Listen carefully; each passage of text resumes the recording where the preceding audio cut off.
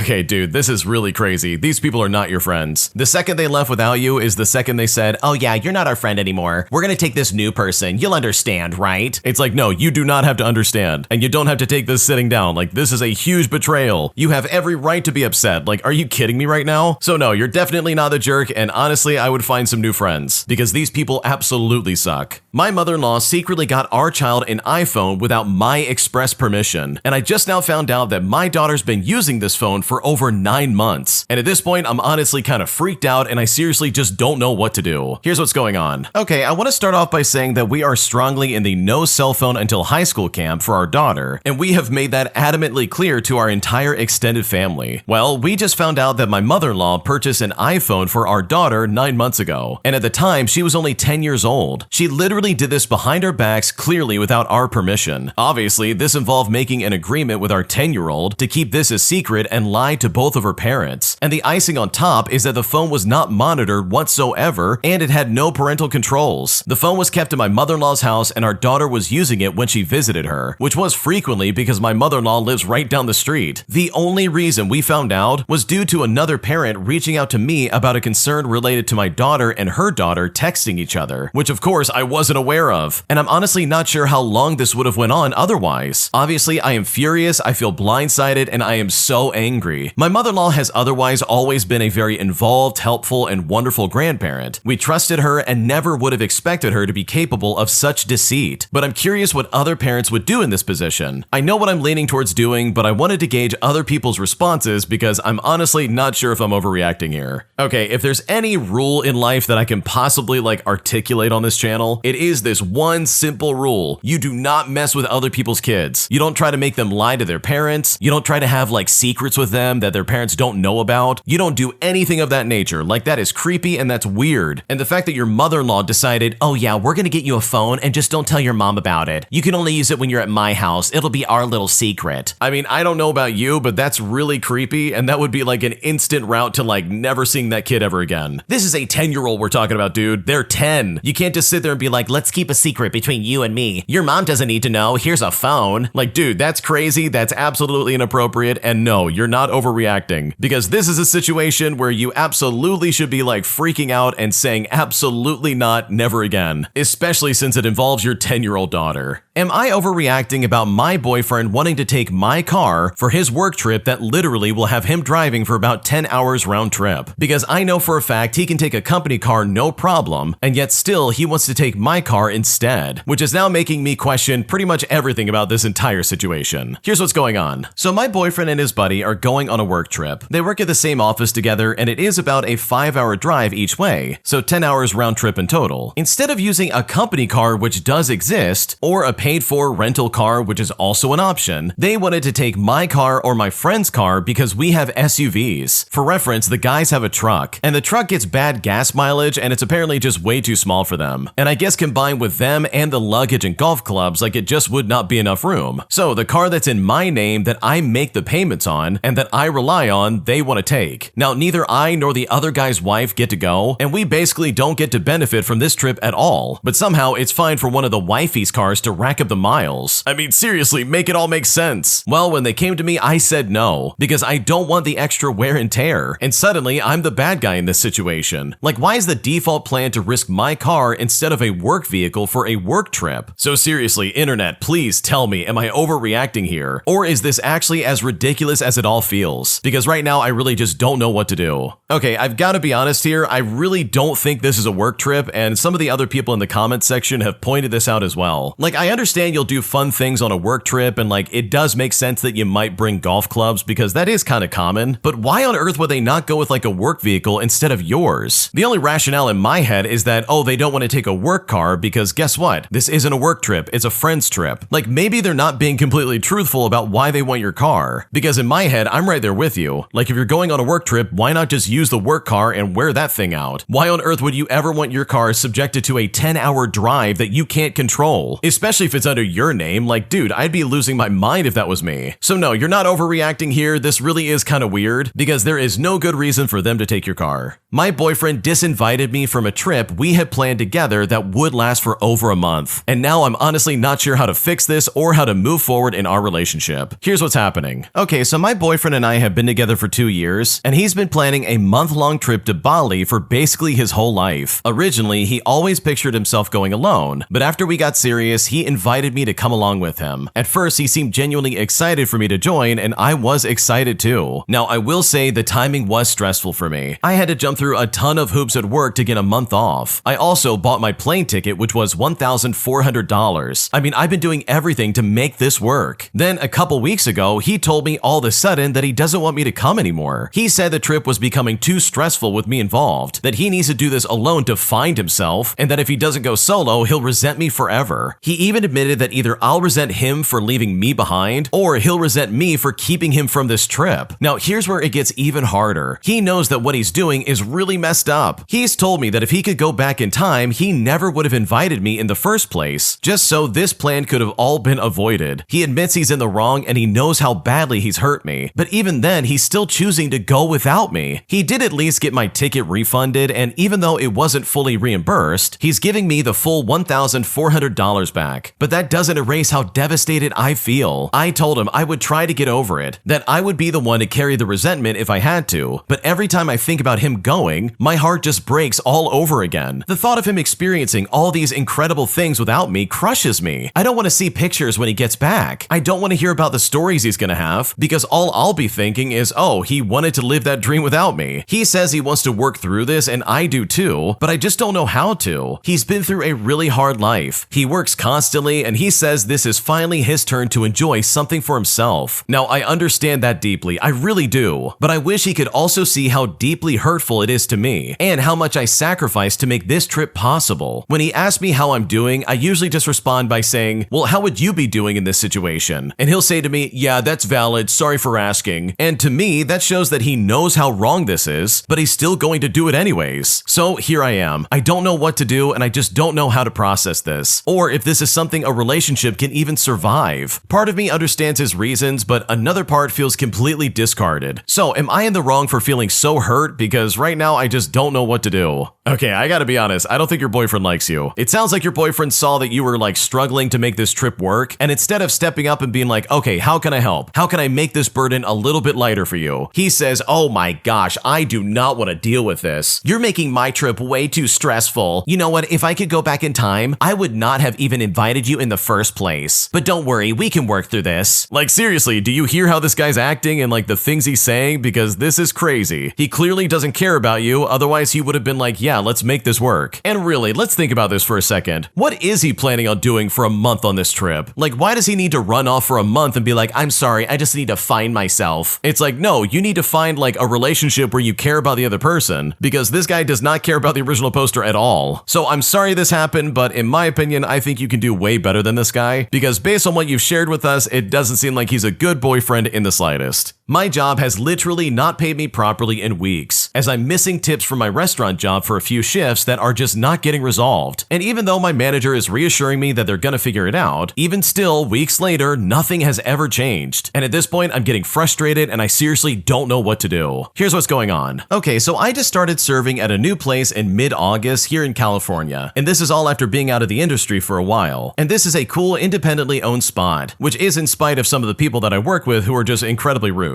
But here is the thing that really has me worried. I have not gotten my tips from all of the shifts that I've worked. In fact, out of the 4 non-training shifts I've worked, I've only gotten my tips maybe 1 time. The least recent one that I'm missing is from like 2.5 weeks ago, and this past Sunday was the most recent one. Now, my manager explained that we're supposed to get them in our mobile app the next day at the very least, so I'm honestly really confused. Like, this isn't one of those places where it goes into our paychecks. Also, speaking of that, I still haven't gotten my first paycheck, but this could be due to me starting at a weird time. I'm honestly not really sure. I told my manager that I hadn't gotten them, and he told me to send a picture of my checkout to remind him. Well, I did just that, and yet still I have no money coming in. I came in Sunday for my shift and I reminded him once again, and he promised to get right on it. It's now Tuesday and I still don't have any of my tip money. After tip out, it's at least $300 that they owe me now in credit card tips. There's another girl who started the same time as me who's in the exact same boat, and I'm fairly confident that this is not going on with the people people who have been there longer than us. I tried to give them the benefit of the doubt. I mean, the general manager has a lot on his plate, but honestly, at this point, I'm losing my patience. And it's kind of sketchy that I'm getting empty promises. I've only been having my cash tips essentially, and I'm so thankful I have another job, because if not, I would be completely screwed. It also feels like I shouldn't have to remind them multiple times to give me my money. I've never been in this position before out of any of my restaurant jobs. So seriously, has anyone been in this situation? I am almost 100% sure that I will end up quitting pretty soon. The money is great whenever I get paid, and I would hate quitting so early because it really is a cool place, but I'm losing my patience and it seems like they're in no rush to give me my money. What should I do? Okay, first of all, this is crazy and you don't deserve this in the slightest. Like, there's no excuse for them not paying you on time. And the fact that they're not paying you properly and giving you your tips, in my opinion, means that there's some kind of shady business going on. And legitimately, there's no good excuse. Like, there's nothing they can say that would make me be like, oh yeah, that's why they're doing it that way. Oh, now it makes sense. My bad, never mind. Like, what are you talking about? No, that's not okay in the slightest. You need to get paid during the pay period, and that's that. Especially when it comes to your tips. It also kind of seems like they're waffling about and not taking this seriously, because dude, what in the world is going on? If I was a manager, this would be like the first thing I would take care of. I'd be like, wait a second, you're not getting paid properly? Let me drop everything that I'm doing and take care of this because this is wage theft. So in my opinion, it kind of seems like they're stringing you along, and if this really is the case, they absolutely need to be reported. And on top of that, you need to take screenshots of everything you've ever done and possibly get copies of like the credit card tips that you've gotten in the past. Because if there really is some shady business happening here that I really hope isn't the case, then you will want all the evidence in the world that these people are essentially trying to screw you over, and you do not deserve that in the slightest. My entitled brother-in-law is demanding that we loan him $100,000, also he can pay his tax bill for his business. But after watching on the sidelines as he's made one risky decision after another, I'm deciding to put my foot down and say that this is not happening, resulting in my entire in-law family coming against me and saying that I'm in the wrong. And at this point, I'm honestly not sure what to do. Here's what's happening. Okay, so for a bit of context, my brother-in-law is the younger brother of my wife. He is married with a small company, and to my wife, he is her precious little brother. But to everyone else, he is a selfish, self-serving risk taker. So rewinding back a few years at around 2017, his excessive risk and bad decisions got him into a real mess. So much so that his business was at risk as well. So my mother-in-law and father-in-law call up my wife and give her this entire sob story. Long story short, we ended up lending him about $50,000. But unknown to us, this was only to stave off bankruptcy, and after a few years of no sign of any money being returned, we resigned to the fact that we were definitely not going to be getting it back. But then something unexpected happens. COVID came around and that gave him a lifeline. The COVID government grant kept him afloat, and then the online orders boosted sales. He ended up back in profit and out of the red. And soon after that, with COVID sticking around longer than anybody anticipated, he was making more money than his business had ever made. Now at this point, instead of just paying us back, he tells my wife that he wants to use this opportunity to expand and buy a bigger premises just to make more money, and therefore won't be able to give us back our money just yet. Well, this inevitably happens and it's working. A couple of years after the expansion, he's bought himself a bigger house and a fancy car. So my wife finally asked him for our share back, which he thankfully did, and this was around 2022. Now fast forward to present day, and my wife gets a call out of the blue from my brother-in-law. Apparently he wants to borrow money again, and he wants to borrow a lot of it. Now my wife dug in and said that she needed to know what for, which is before we can even bring that sort of money out for him to use. Well, it turns out he's been dabbling in the stock market, he bought the wrong shares, and he ended up losing a lot of money. Unfortunately, in his own stupidity, he even invested the money set aside to pay the taxman himself. And now he's overdue and the taxman is breathing down his neck. Even if he took all of his money out of his investments, he still wouldn't have enough money to pay for his bill. So now he's asking for $100,000 from us, even though this is only a portion of the tax bill. He's also said that he'll pay another portion with his shares sold and then go on a payment plan with the taxman. But upon hearing this, I straight up said I don't want to lend him any sort of money. He never learns and our whole family will have to suffer for it. We then got into an argument and my wife is basically saying that I'm heartless and I'd rather see them homeless than help them out. And now my in-laws are back involved and they're pecking at my wife's head, but I'm still unconvinced that we should. The fact is that even if he goes on the tax payment plan, this year's tax bill is now also due, and with no more COVID support, his business is not bringing in the money it used to. He still may not recover from this. So seriously, am I being unreasonable by not giving him $100,000? All because he is incredibly irresponsible and not someone I totally trust? Because right now I really am not sure if I'm in the wrong. Oh my gosh, there's no way I would ever give him any more money. Like, first of all, you guys barely got that $50,000 back in the first place. So for him to come in and be like, I need double the amount, please. I didn't pay my taxes. Oops. Can't you help me out? This isn't my fault. Like, dude, what are you talking about? This absolutely is your fault. Anyone who says, oh man, this is just a portion of my tax bill, and then tries to be like, can you give me some money? I'll pay you back. Like, dude, if you can't even pay the government back, who's to say you're ever gonna pay me back? Because in my honest opinion, I think the first time was a fluke and you guys got very lucky. And if you give him money again, I guarantee you he probably will never pay you back, and you'll be out $100,000 that you definitely will never see again. If you like Am I the Jerk, you're probably going to love Am I the Genius. Check it out, link down below in the description. Also, go to AmITheJerk.com/submit if you would like to submit your own stories. Am I the jerk for calling out my landlord for her BS and for moving out after only being there for 2 weeks? Because right now this entire situation is crazy and I just don't know if I'm in the wrong. Here's what's going on. I'm a 28-year-old male and recently I moved from my PhD program across the country in Canada. And within 2 weeks, the landlord-tenant relationship had completely broken down. And you know what? I called her out on her bad behavior. Now, for reference, I got accepted into this program in legal theory. And yes, I am a law student. And I will be attending after I finish law school. I was accepted in February, and I found housing in May for the September start time to my studies. I made a contract and negotiated back and forth to ensure that 2 critical factors were in it. Number 1, on-property parking in the driveway, and number 2, the landlord smoking was outside. This small city is entirely car dependent, and I was unaware of this at the time. So I drove my car because it was the best option. The building is a 5-bedroom house with 3 females and 2 males, including myself. It is within walking distance to the specific building that is off-site from the main campus, but all of the services, administration buildings, and the gym are like a 10-minute drive away. But based on this information, my plans had changed, as the gym and the off-site building closed the week before I moved. The house has a long driveway that can fit up to 5 cars, but there are only 2. And coming from a larger city, this is completely normal for me. I offered to put a car key rack by the front door, offered to move both vehicles, and planned as best as I could once I was given my updated schedule according to the university construction. Well, regardless, I arrive, explain my plan, and discuss the schedule situation with the other roommate, who is also a gym goer to the main campus. But when I did this, the landlord throws a fit because she does not want to take a minute to move the cars. I then find out she's a heavy smoker and smokes inside the bathroom. And by the way, it's not airtight with an exhaust to the outdoors. The entire closet has slowly absorbed the smell, and it's not coming out in the wash. The landlord complains to my roommate about issues instead of telling me to my face, and vice versa. So I called her out on it by saying directly to her, hey, if there's any issues, you need to tell me. But guess what? This doesn't work. I still hear more problems, such as a crumb being left out on the counter or an eyedropper amount of egg white being hidden. I sent a single text message to the house group chat asking for a house meeting and if everyone is free. But I then proceeded to receive 10 messages within the span of 5 minutes, calling out all of the above. I simply say that we need to have a civil conversation and then, hey, when are you available? But she then tells me that I should leave. So you know what? That's exactly what I do. But then she tells me I'm screwing her over because I'm giving her a 25-day notice instead of a 30-day notice. But I mean, who moves out on the 5th of the month? I offer to pay for the 5 days to complete the notice period, but she still refuses. This lady's even going as far as telling my roommate that she can't do makeup in the bathroom. This is honestly just a trash first 2 weeks of university, and right now I'm not sure if I'm the jerk or not because this situation is honestly insane. Oh man, there's no way I would ever put up with this because guess what? You made a contract that literally detailed the things that she is doing wrong. This landlord is out of her mind if she's seriously gonna sit there and be like, I'm not moving my car, and yes, I'm gonna smoke inside. Because the original poster made a contract that said otherwise, and they signed it. Like, what are you talking about? So no, you're not the jerk for moving out because if I was in your shoes, I would do the exact same thing. There's no way I would ever put up with that because this landlord sounds crazy. Am I the jerk for yelling at a guy in the Costco parking lot, all because he left his shopping cart in a grassy median instead of putting it in its proper place? But after he literally blocked my exit and started screaming at me, it's made me completely question if I made a good decision. And at this point, I really just don't know what to do. Here's how it all went down. Okay, so I just finished a trip to Costco and I was in my car. And I was parked in a row where there was a partially grassy median in front of my car. Now, a guy maybe in his 30s walked over and shoved his cart up on the grassy hump. I rolled rolled down my window and I called out, "Hey dude, don't leave your cart there." But he just ignored me and proceeded to walk over to a car parked facing me, right in that other row where he got into the passenger seat, and I could see a woman in the driver's seat. Well, I decided to take a picture so I could show my friends and we could roll our eyes about it. I then sat in my car for a couple of minutes, sending some text messages and just doing some other things. I then realized that the couple wasn't leaving, and I got nervous that they were waiting for me to leave, to follow me home or something like that. But then I decided that was crazy, I'm just being paranoid. The parking lot was really crowded, so maybe it was just them like taking a while to wait for a clear moment to pull out, since, you know, I was also having that issue. Well, finally it was clear and I decided to pull out. I went down my row and I turned left to access the way out. When I got there, the couple had pulled up and was blocking my exit. The guy had his window rolled down and was gesturing to me to do the same. Now, I didn't want to get into a thing with them, and there were people waiting behind me, so I just shook my head and I gestured with my hand for them to go. But these people didn't budge. So finally, I rolled down my window, and honestly, this next part is kind of a blur. You know when your adrenaline's high and there's like a sort of like surreal memory going on? Like, I know I started by saying something like, leaving your shopping cart there wasn't cool, but come on, just go already. But if I'm being completely honest, I can't remember a single thing he said back at that point, but I do know that he was just yelling at me. But I was yelling too, and I told him to just get out of the way, just go already. At some point, I told him that people like him were a menace to society. And I know, kind of dramatic, but he was yelling at me, and they had waited for me, and now were blocking my exit, and they were blocking all of the cars behind me as well. Then the woman, who I can only assume is his wife, was yelling too. My memory is just of their faces and their mouths moving at this point because this was so weird. I know I told him that he's a jerk and that she was married to one, and she started to drive forward when I yelled that, and then she reversed and backed up so that she could yell at me some more. But I just kept yelling at them to get out of the way. Finally, I think because of the line of traffic behind me, they eventually left. But it really does have me questioning here if I'm the jerk. I know that I might be an idiot because it ended up creating a kind of risky and scary situation, but seriously, am I in the right at all in this scenario? Because right now, I'm not sure if I messed up. Okay, dude, I can't believe you got involved in this. Why on earth would you involve yourself in this kind of scenario? Like, that was really stupid. The last thing on my mind when I see someone parking their cart on the grassy spot of like Costco is for me to roll down my window and be like, "Hey, you can't leave your cart there. What are you doing?" Like, dude, are you out of your mind? People are crazy nowadays, and you quite literally inserted yourself in a situation that you had no business being a part of. Like, honestly, this is so weird to me. I just cannot understand why you would act like this. Why get involved? Like, why say anything in the first place? Like, if you want to take a picture of them and point at them later with your friends and be like, "Wow, look at these losers." Like, sure, go ahead and do that. I don't think you're a great person for doing that, but like, go for it if that really is what you want to do. But for you to like confront someone and then be like, "Whoa, why are they yelling at me? They're blocking my exit. This is crazy." It's like, dude, you literally invited this kind of reaction. Are you really trying to tell me that you confronted crazy people and then was surprised when they act crazy? Like, come on, man. You're not thinking ahead at all in this scenario, and you literally did this to yourself. So in my opinion, while I do think everybody sucks here, I think you are especially the jerk for even getting involved in the first place. Because the last thing on my mind when I'm in the Costco parking lot is to try and police people about where they put their shopping cart. And instead, I want to drive out of there as fast as possible because it's Costco and it's probably a nightmare to get in and out of. Am I the jerk for not letting our neighbors use our driveway for a property that we just recently bought? Because they've been incredibly rude and very nasty about this entire process, and at this point, I'm honestly not sure if I'm making a mistake. Here's what's going on. So my wife and I bought a house back in April. The property sits on about 1/3 of an acre, which is almost unheard of in our Los Angeles suburb, and it was one of the main things that drew us to it. 2,000 square feet of the property is a long driveway since the house is set far back from the street. The driveway even has a fork with a planter and a tree in the middle, so you can pull in, circle around, and then drive right back out. Our driveway is conjoined with our neighbors, and just to be clear, they can reach the street using their own property. They don't need to touch ours at all. The problem is that their lot is small, and their driveway is really narrow where it meets the street. It is just wide enough for one car. It widens by their 2-car garage, but because they park one car behind the other, whoever is blocked in usually cuts across our driveway instead of shuffling cars around. Now, according to our other neighbors who have actually gotten to know us, apparently that house was vacant for a few years after some elderly parents passed away, and the kids could not decide what to do with the lot. So clearly our new neighbors got used to having an extra driveway that they could use. When we first moved in, I honestly didn't mind it that much, but my wife on the other hand wasn't comfortable with it at all, and we tried to be neighborly by mostly parking on the fork side so they could continue to use the shortcut. Now, sometimes my wife just parks straight in without thinking about it, and when that happens, the neighbor has actually come over to our door asking us to move our car, saying that we're blocking them in. One time, I even answered one of our camera doorbells and I made him wait as I was in the restroom, but in that time that he waited, he easily could have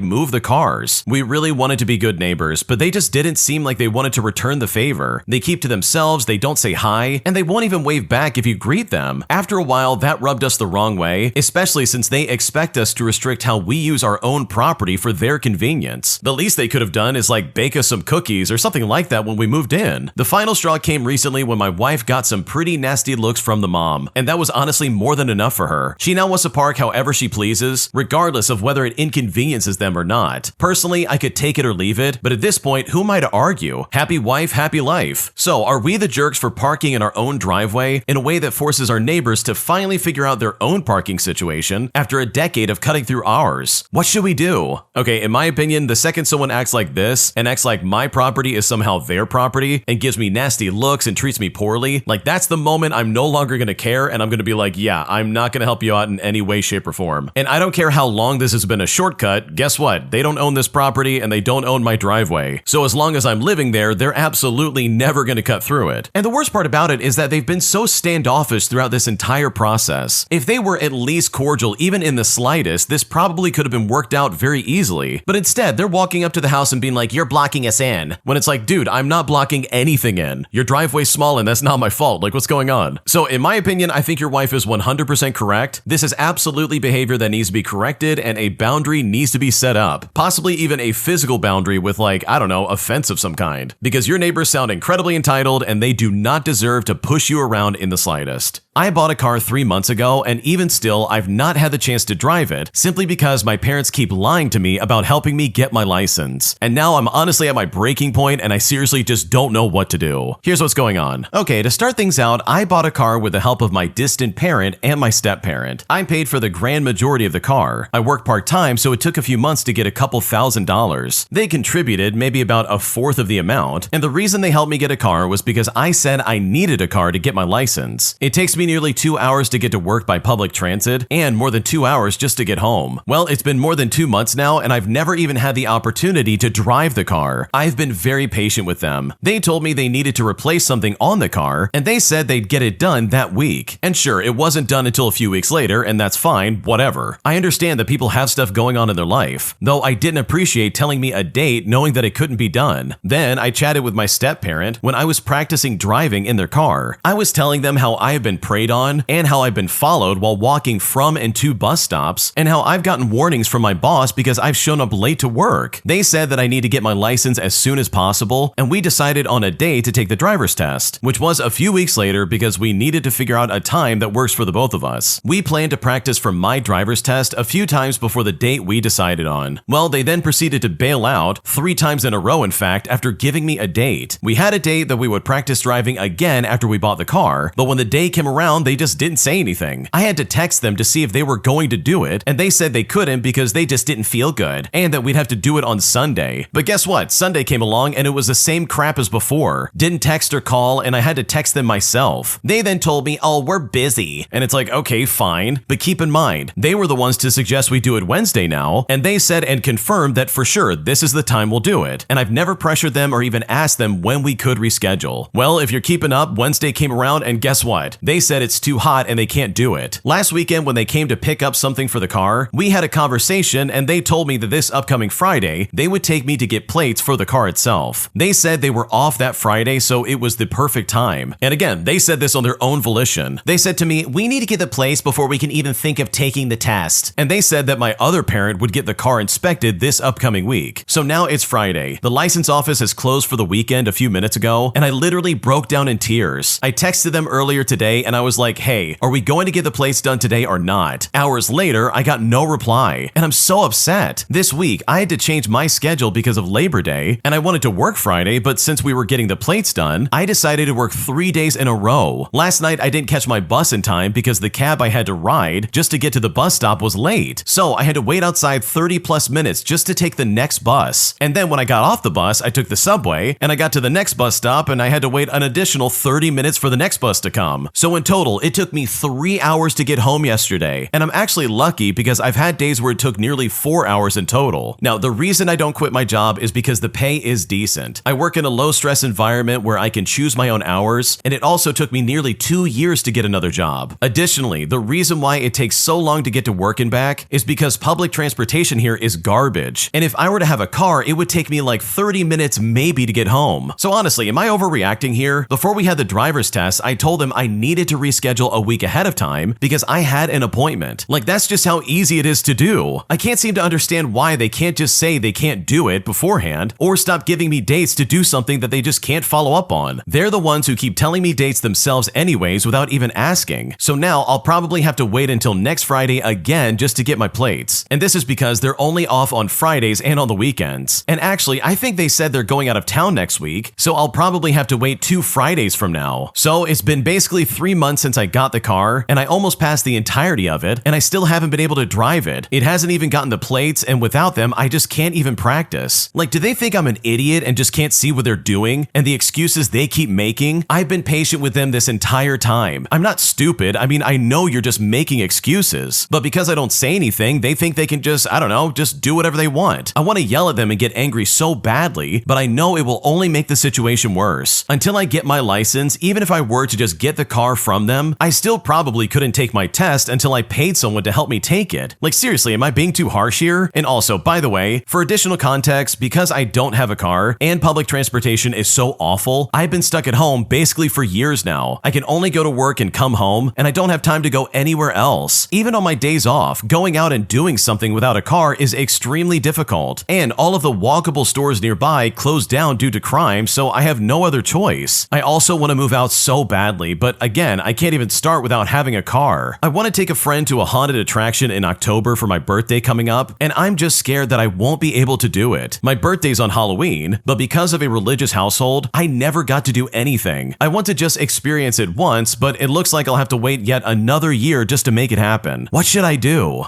Okay, honestly, this is so unacceptable. For reference, the original poster's 21 years old, and it seems like their parents are just holding them hostage. They're stringing them along left and right, being like, oh yeah, we'll help you get your license. Meanwhile, your car's sitting in the garage doing nothing. So for me, if I was in your shoes, I would take it step by step. I would not only get like the title of the car and make sure I have that all in order, but I would also probably reach out to literally anybody else to get this done. Because your parents are useless, bro. Like, seriously. They're not helping you out, they're not doing anything to improve your situation, and they clearly don't care that you travel nearly 4 hours just to get to work, dude. Like, these people suck. They don't care about your situation at all. So in my opinion, the best way to get back at them is probably just go around them. Like, start shouting it from the rooftops and be like, hey, I need to get my driver's test done. I need practice driving. Can anybody help me out, please? Like, I'm sure there is someone that can possibly help you out, whether it's a neighbor or someone from school or maybe someone from like a religious organization or like anybody. Like, there's got to be someone that can help you out with this, because I guarantee you, if you wait for your parents to step up, you will probably be waiting pretty much for the rest of your life. Because from the sounds of it, these people do not care about you, and they definitely are not going to help you out. An entitled bridezilla uninvites me to her destination wedding after she says that I tried to steal the spotlight from her and take away from her wedding celebration. But even though I think this stems from the fact that I beat her in Mario Kart one too many times, I'm convinced that she has it out for me for no good reason, forcing me and my boyfriend into a situation that is honestly completely unfair. Here's what's going on. Okay, so my boyfriend is the best man for his best friend's wedding in a few months, and I was originally invited to this wedding as his +1 as well. The wedding is a destination wedding at an extremely expensive resort. All flights and hotels for both of us have been booked and paid for already. Now, I've met the bride and the groom-to-be a handful of times. I've always been friendly with them, and I was invited to attend their joint bachelor and bachelorette trips as my boyfriend's +1. I attended the weekend trip and had a great time getting to know everyone that will be at the wedding, and was really looking forward to seeing everyone again at the wedding. I never felt any sort of animosity, and even came out of the weekend thinking everybody had a great time partying with each other. Well, it turns out the bride felt some type of way about me and has now uninvited me from the wedding. I have not had any conversations with the bride or the groom, but my boyfriend received the news from the groom himself. From what I heard of the conversation, it seems like the groom doesn't agree with this fiance and was really uncomfortable to deliver the message, but his hands are tied. My boyfriend has received details on what happened to make the bride feel that way towards me, and we both agree that it's a ridiculous overreaction and it's a huge misunderstanding. To make a long story short, the bride felt as if I didn't make an effort to make her feel special and was trying to take away her spotlight. My boyfriend contacted the other friends who were there that weekend as well, and everyone's agreeing that this is an overreaction and just a misunderstanding. The thing that bothers me the most is that everything that was listed out that I was doing to make her feel that way, everybody else was doing it as well. But yet, it seems like there was a magnifying glass on me, and she has some kind of vendetta against me for some reason. My boyfriend thinks it was a series of unfortunate events that started at a house party a few months ago when I beat her in Mario Kart and everyone was cheering for me. I voiced to my boyfriend that I'm more than willing to have a conversation with the bride just to clear the misunderstanding to try and get her to change her mind. But at the same time, I'm not really sure I want to go to this wedding anymore anyways, as I would hate to be somewhere that I'm clearly not wanted. My reasoning for going would be more so to be there to support my boyfriend and to try and enjoy the vacation with him. With that being said, I shared with my boyfriend that if the decision stays and I'm uninvited, I would be upset if he decided to go without me. Now, I may feel differently if, for starters, it wasn't an expensive destination wedding that takes away valuable vacation days as he doesn't have a lot of them, or secondly, we were in agreement that my actions justified this decision in any way. For me, him attending without me feels like he's agreeing with the decision, and he is choosing to stick by his friend over sticking up for me. So seriously, am I overreacting for wanting my boyfriend to back out? Because right now I honestly just don't know what to do. Okay, before we go any further, the original poster has a bunch of updates they need to share, where they basically explain that they wanted to talk to this bride and apologize, but apparently it's not a good time because the groom has been going to bat for them, and the bride's been crying a lot, so they're trying to let the dust settle. But now it looks like there's some kind of steps going forward, and this is what she had to say. Okay, so with all things considered, I told my boyfriend that while it's valid for him to be upset about the situation, it's not valid for me to dictate whether you should go to this wedding or not. I understand the tough spot you're in, and I don't want to make it more difficult than it already is for you. Whatever the final decision might be, you should still go and support the groom. If the decision stays that they just don't want me at the wedding, maybe we can still go to the resort together and I'll just enjoy some solo spa time while you're off doing wedding stuff. That way we can still have some time together and you can fulfill your best man duties. Now, after saying all of this, he was very much against this idea, saying that this would most definitely cause a lot of drama and alienate me further from the group. Well, I said that he knows his friend group way better than me, and if he feels like this would cause more stress for him, then I'll just bow out. I mentioned that if he doesn't want me staying at the same resort, I could go to a different resort in that area so at least the flights aren't wasted. And even with that, he was still against this idea as well, and said that I should just stay home or go to a different destination completely. I have no reason to think that my boyfriend is being unfaithful as some of the comments in my previous posts have mentioned, but I honestly think this is just something that we won't align on. He wants to make it as drama-free for the bride and groom on their wedding weekend by prioritizing their comfort and needs over mine. Now, I want to be an understanding girlfriend so bad, but man, am I torn between feeling neglected as the girlfriend versus trying to let him go and not die on this hill. So seriously, I need to ask again, am I overreacting here? Because right now, I truly don't know what to do. Okay, there's so much to unpack here, but first and foremost, no, I don't think you're overreacting. Who in their right mind would lose Mario Kart and then let the butterfly effect happen and basically lead us to a point where she's like, I don't want her in my wedding. She's trying to steal the spotlight. She didn't make me feel special. Get her out of here. It's like, dude, we've already bought tickets. It's not that serious. Because I'm willing to bet that the original poster didn't do anything to take away from any of the parties that this idiot bride was having. Like, what is she talking about? Oh, you took away from my wedding. You didn't make me feel special. You're trying to steal the spotlight. It's like, dude, I'm just trying to be cordial. I don't even know you people. I'm just the girlfriend in this situation. What is going on right now? So hopefully someone's able to talk reason into this idiot bride, because she is literally making you throw away like hundreds, if not thousands of dollars just to be uninvited. Because that is so stupid, especially if it stems from a game of Mario Kart. Because truly, if this really is what it comes from, then this bride is the pettiest person on the entire planet. If you like Am I the Jerk, you're probably going to love Am I the Genius. Check it out, link down below in the description. Also, go to AmITheJerk.com/submit if you would like to submit your own stories. Today, I walked out of my mother's birthday dinner after my brother made fun of the fact that I got a divorce and had a job change. And now, as a result, everyone's saying that I ruined my mom's birthday by making the situation all about me, leaving me in a situation where I truly don't know if I overreacted or if I was justified in any way, shape, or form. Here's what's happening. Last night was my mom's birthday, so the whole family got together at a nice Italian restaurant we usually go to. About halfway through, my brother stood up to make a toast, and instead of saying something sweet about my mom, he decided to joke about how I'm the family screw-up who can't keep a job or have a relationship. He then said, "Happy birthday, Mom. You raised 3 great kids. And then there's you, still trying to figure everything out." And when he said this, everybody laughed, and even my mom laughed. Well, when this happened, I just sat there burning up inside. I've been through a really rough year. I had a divorce and I had a job change. And instead of support, they turned it into a punchline. I told my brother to shut up, and my dad immediately jumped in saying, "Don't ruin your mother's night." So I just grabbed my stuff and I left. Later on, I got a barrage of text messages in a group chat saying that I embarrassed the family and I somehow made it all about me. Well, I'm now sitting here wondering if I did overreact or if I was completely justified in walking out. Now, I really can take a joke, but with the way my mind has been recently, I just took it seriously. What should I do? This is honestly really upsetting. I don't care who you are. This guy stood up there and said, "Oh wow, you raised a bunch of good kids except for you. You're a screw up. You can't keep a relationship or a job." And mind you, all this is being said at your mom's birthday party. Like, I'm sorry, but any semblance of like us being family at that point would go right out the window, because this is literally insane. You can't just say that to someone and expect them not to react negatively, because at that point, it's not a joke. They're just bullying you and they're treating you like crap for no reason. And like, since when is someone's divorce and job change someone else's business? Like, I know for a fact if I was in your shoes, I probably would never do anything with the family ever again until I got some serious apologies. And I'm talking public apologies, because if you're gonna be doing this in public, then you better be ready to apologize in public as well. None of this behind closed doors, "Oh, we made up and we figured it out." Like, no, that's not gonna fly with me. You're gonna absolutely make a scene about apologizing if you're gonna embarrass me in front of the entire family. So no, you didn't overreact. I would have left as well, and probably said a lot more than just telling my brother to shut up, because what they said to you was incredibly inappropriate and you definitely didn't deserve that. Today, I found out that my friends went to an event at Halloween Horror Nights without me, even though they know for a fact I've been dying to go for a while with somebody. And now, after feeling completely excluded, I've decided that I'm gonna block them on everything and probably cut them out of my life, because right now I don't know what else to do. Here's what's going on. Okay, so I'm a 31-year-old male and I'm feeling really hurt by my group of friends that I thought were closer to me than clearly they're letting on. For a bit of context, I'm a huge fan of Halloween Horror Nights, and it's something I look forward to every year. And I even get a pass so that I can go multiple times. A few days ago, I asked one of my closest friends, let's call him Andrew for the sake of the story, if he wanted to go on Thursday since I saw that he was off of work. Well, he told me no because of money, but I even offered to buy him his ticket and he still said no. He also texted me things like, "I don't want to, and I've been so busy," when I mentioned that he hardly talks to me anymore and actually never wants to spend any more time together. We used to work together, but since I left that job, I have only seen him and these other friends when I went to visit. Well, fast forward, and then the very next night, I find out Andrew and a big group of my other friends all went together. And this is all without saying a word to me or even inviting me. It stings more since I had just asked Andrew if he wanted to go, and he said nothing about the plans, which was with a big group of all people I considered my friends. And they know that I love to go to this, and that I am down to go all the time. I was even going that same night. I have some of their locations, and I saw that they were there too, and I think I passed by them at one point, and at some point during the night, they all turned their locations off. Now, this isn't the first time I've been excluded, so it feels like a pattern of some kind. After I found out and messaged Andrew that it was wild that he turned me down, and then just went anyways, he never responded at all. At this point, it feels like they're sending me a message that I'm not really part of the group anymore. I ended up blocking them last night because I don't want to keep watching myself get left out. It's just really awful to think that these are the only friends I've made since I moved here 3 years ago, and I continue to get treated this way. What should I do? Okay, first of all, you did the right thing by blocking these people. Holy crap, they are terrible friends. This guy literally said, "Oh, I'm too busy, I don't want to go." But what he was really saying is, "Oh, I don't want to go with you." He clearly doesn't see you as a friend, and he probably is some kind of like jerk behind the scenes to you. And that, in my opinion, is so uncalled for and just so toxic. Like, these people don't care about you. I really hope you realize that, right? Like, you know for a fact that they're just avoiding going anywhere with you because they don't want to be around you. And honestly, just let that be your sign that that they are not people you want to spend any time with. They clearly don't see you as a friend, and like, honestly, it might be better just to move forward and move away from these people. Because my God, you can find way better friends than this. You can find friends who want you to be involved in like a part of their group, because the way they're treating you right now is completely unacceptable. An entitled Karen kept coming into the room I was renting from her, and overall was just acting like a complete psychopath. And I'm so glad I was able to move out of there in a timely fashion, because this lady was out of her mind. Here's how it all went down. Okay, so I had my first official encounter with a Karen in the United Kingdom. I rented a room from her as a lodger, and I lasted less than 2 weeks. She went into my room that I was renting out and said she was legally allowed to enter whenever she liked. She was upset I wasn't using her dishwasher and made me wipe off all of the dishes immediately after I washed them. Apparently, she said this is how they did things in the United Kingdom, but she never wiped any of her dishes off ever. When I left my dishes to dry for a bit, she would stuff them in random cupboards still wet because she couldn't stand my clutter. But her whole house was cluttered and she came across as a hoarder. She openly told me that she was a control freak and selfish, and I found out that she'd locked her dog in her bedroom for a whole day, and then he was rushed to the emergency room the next day because he was throwing up. She got upset with me because I wouldn't open the curtains because the sun was in my eyes while I was working on the computer, and at night it kept my room warm. Now, it was because on this basis that she decided because we couldn't agree on the curtains, she would like me to leave early. Now, it's important to say that I already had an out, but she didn't give me my rent money back despite kicking me out because of the curtains. She also did weird things like put my umbrella on the floor if it was on the table. She would spray her toothpaste all over my stuff in the bathroom, and she was very passive aggressive with her gaslighting and making me think that I did something wrong, and it was honestly just so upsetting. She was a bully and nothing that she said made any sense. I've never met anyone so troubled and awful, and I feel bad for anyone who rents there again. The world can be a really strange place, and I feel so lucky for getting away from this weird Karen.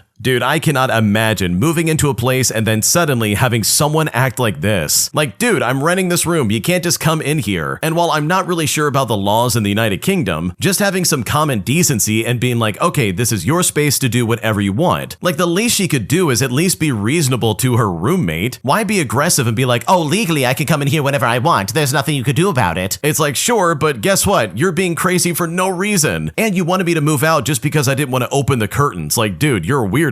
So yeah, this lady was definitely a Karen, and I'm sorry that you had to deal with that. My entitled aunt somehow made my wedding all about her, as she literally overstepped my boundaries more times than I can count in a way that honestly was incredibly exhausting. Here's how it all went down. So my fiance and I had a small wedding with about 25 people, first at the civil registry office, and then a little party in my parents' backyard. We both have a lot of aunts and uncles we couldn't invite because of the limited guest list. So we decided to host a small champagne reception in front of the civil registry office to give the people we couldn't invite a chance to congratulate us. So one of my aunts, let's call her Sarah, took it upon herself to call the civil registry office to find out the time of the official ceremony and attended without being invited. Now, Sarah was specifically only invited to the champagne reception because she is a very toxic person and tends to make everything about herself. She even proudly told me that she called them because according to her, oh, I just wanted to see you get married, not to congratulate you. Sarah then proceeded to tell absolutely everyone how I'm her favorite niece, even though I'm her only one, and how she basically raised me when my mother went to university while me and my brothers were young. But that's not even close to being true. She babysat us maybe 5 times and always broke my parents' boundaries, like letting us watch TV all day, even though she was specifically told we couldn't have that much screen time. And trust me, the list goes on and on from there. After everything, she even had the nerve to ask me why I wouldn't want her at the ceremony, but I told her, listen, this is the wrong time to be doing this. But in the end, I told her that it was because I had a clear line to who was invited to the whole party and who was only invited to the small reception because I had limited space. Not to mention that all my other aunts and uncles did just as they were told, but apparently rules just don't seem to apply to Sarah. She also wanted to give me her gift, which is an envelope with money, and I told her multiple times that she should hand it to my mom because I literally didn't have a bag, but she refused because my mom didn't greet her. And yes, she didn't, but that's because Sarah keeps spreading lies about my mom, like how she wouldn't accept my fiance into the family because he didn't go to university and wasn't an academic. But that's especially hysterical because for starters, my mom comes from a working class family and didn't get her degree until she was well over 30 years old. Secondly, I personally stopped studying before I got a degree, so I've only got a nursing degree through vocational training. And for reference, where I live, you don't have to go to university to be a nurse. And third, my fiance just finished additional education, which literally gives him a bachelor's degree. So overall, that's on my aunt Sarah, but trust me, she wasn't the only entitled person there. While While we hosted our little champagne reception near the civil registry office, a seemingly homeless woman came up to us and asked us for some alcohol. Thankfully, my brother-in-law shut her down because how on earth would she think that was appropriate? But overall, my wedding was kind of a mess, and if I were to blame anyone for this, it would definitely be my Aunt Sarah. Yeah, that's really weird. Like, if you say someone shouldn't be at your wedding, then guess what? You probably shouldn't be there. To then show up out of nowhere and be like, oh, I wanted to see you get married. I didn't want to congratulate you. Like, that sounds like it would be incredibly exhausting and so weird to put up with. But I think you handled it well, despite the fact that your aunt truly was trying to make this all about herself. My mom and my older sibling took all of the $10,000 I had in my savings account. And I'm honestly so devastated by this that I seriously just don't know what to do. Here's how it all went down. I'm a 23-year-old male, and I'd been saving my money my entire life, and I'd saved up to $10,000 in my savings account at 18. Now, it was a joint account, and I was totally unaware of the fact that you can take out money without my consent, or me even knowing about it. Well, my mom and my older sibling decided to do just that. They took all of my money out without me even realizing it. I had no idea anyone could do that, and this is me without even getting any kind of notice about it. When I checked my bank account, I was shocked to say the least, and when I confronted them about it, they literally kicked me out.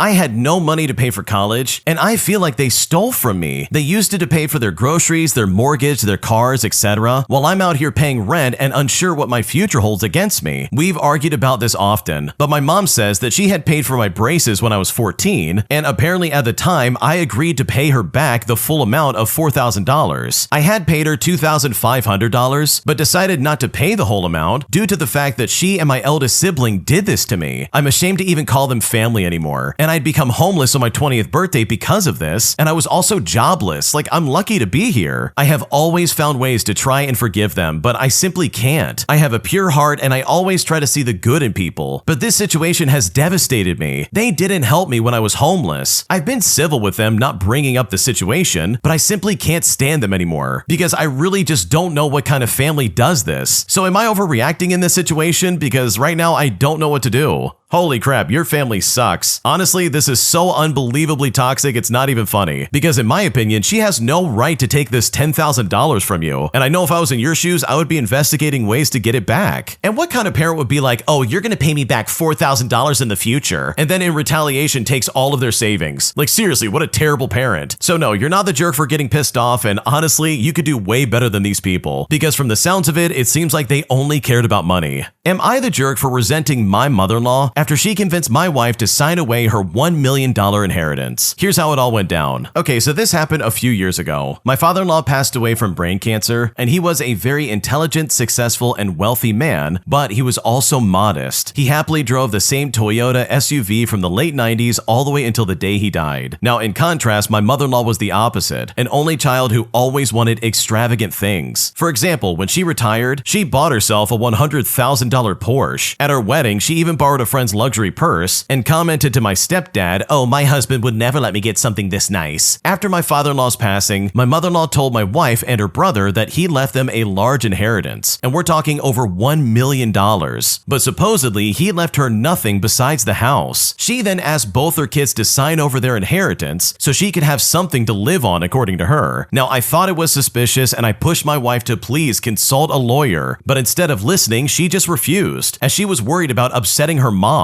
Well, I quietly spoke to a lawyer myself, and I learned that everything was in a trust, meaning that we would need court action to uncover the truth. Despite this, my wife eventually signed her inheritance away behind my back. Later, we found out that my mother-in-law had fired the lawyer my father-in-law appointed to handle the trust, and she did this because he wouldn't change the will, and apparently she paid $60,000 to hire a new one who would change it. In the end, this caused a lot of fights between my wife and I, but eventually we moved on. But regardless, I come to the internet with a question of, well, did I overreact here? Am I in the wrong for being pissed off at my wife for signing over her inheritance? Because right now I'm honestly not sure what to do. Okay, if I was in your shoes, I would be so pissed off at my wife. You mean to tell me she handed over $1 million to her mom who clearly doesn't need it? Like, dude, what is going on right now? This is such garbage. Who in their right mind would trust that woman right off the bat? She was clearly doing something shady behind the scenes. Why would anyone be so stupid as to not, like, I don't know, investigate it first before handing over $1 million? Because I don't know about you, but $1 million would really change my life personally. Like, that could have been a huge thing for her family, but instead she's like, oh okay, I'll give it over to my mom. She needs something to live on. And it's like, dude, did she not work? Did she really not have anything saved up in her own account? Like, if she can spend money on a $100,000 Porsche, then I'm willing to bet she's got something to live on. So yeah, if I was in your shoes, I'd be very pissed off. I don't think you overreacted at all, because from the sounds of it, it seems like your wife is incredibly gullible. An entitled Karen gets her car towed off of my property after she once again, for like the 5th time, blocks my garage in front of my own unit. Things got so bad that she said if I don't pay the $300 fine she got, she's gonna enter me in such a way where I'll no longer be able to breathe. And I'm honestly still blown away by this entitlement, because this truly was a crazy experience. Here's what happened. So years ago, I moved into a new apartment with individual garages in the alley behind the building. The building had 10 units, 8 studios, and 2 one-bedroom apartments, and I just happened to have one of the one-bedroom apartments. The day I moved in, I met someone who we will call Crystal. She lived in one of the studios on the opposite end of the building, and she immediately informed me,